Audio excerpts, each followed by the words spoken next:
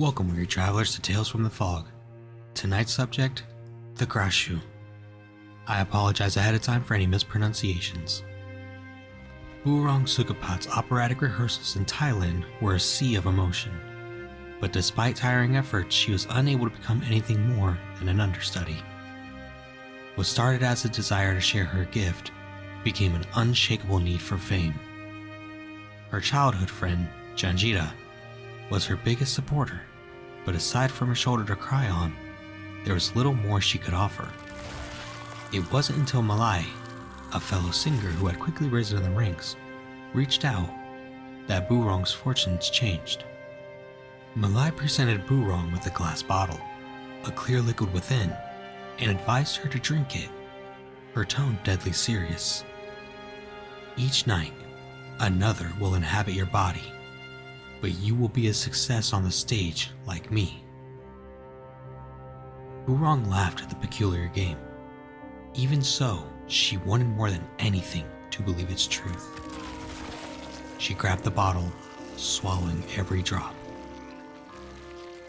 In the following weeks, Burong's skin felt softer, and she could feel a depth in her voice that she never knew existed. During her next audition, the director took notice, enraptured by the sound that rang through the theater. As the song ended, Burong thanked the director before coughing blood into a handkerchief. She stuffed it into her pocket, choosing ignorance. Whatever was happening to her was working. She wouldn't dare stop it now.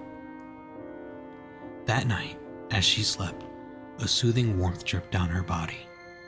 She bolted upright, hand fumbling for a lamp that wasn't there.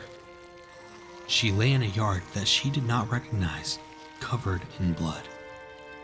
Next to her, a ravaged chicken coop, feathers and gore staining the ground. She stumbled home before the city awoke the next day. Under a scalding shower, she spit up blood, dreading the thought that this hadn't been her first hunt. In between heaving sobs, she prodded her abdomen, searching for something might hide within. She called Janjita, but couldn't bring herself to reveal the horrors, instead telling her friend she'd been relentlessly sleepwalking each night and needed someone to coax her back to bed. Janjita agreed to help. That morning, Burong awoke to Janjita's hand lovingly placed on her cheek. As she looked up though, she choked on her cries.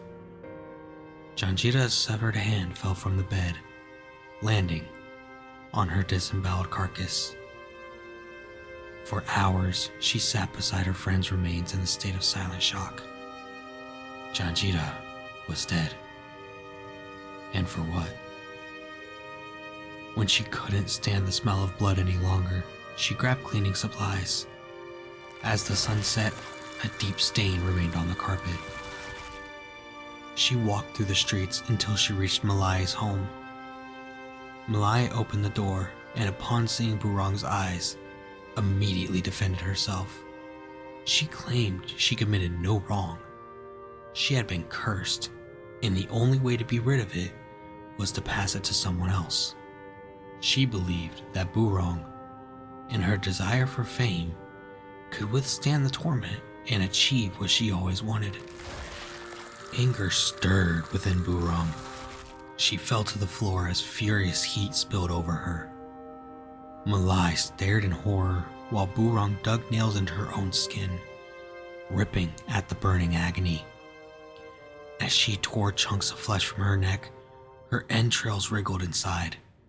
Her head tore free from her body, a long string of organs dragging behind, like fish slapping against the shore.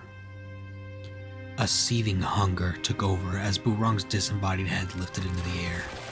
It swooped at Malai, ravenously mauling the woman until nothing remained but blood, hair, and bone. Burong awoke to the mess, unable to find the sympathy to shed a single tear. She returned home, allowing her thoughts to swirl until the room filled with light. The phone rang. The director's voice cut through the haze that had settled in her mind. He offered her the leading role. Burong fell to her bed and cried, not from sadness, but relief and elation. During the evenings on the Bangkok stage, her stars shined bright. At night, she fed the creature within, and together they thrived in a world of hunger and song. But the creature always wanted more, and one night it was presented with just that. A promise of meat, hung on hooks, dripping in tantalizing blood. And then there was fog.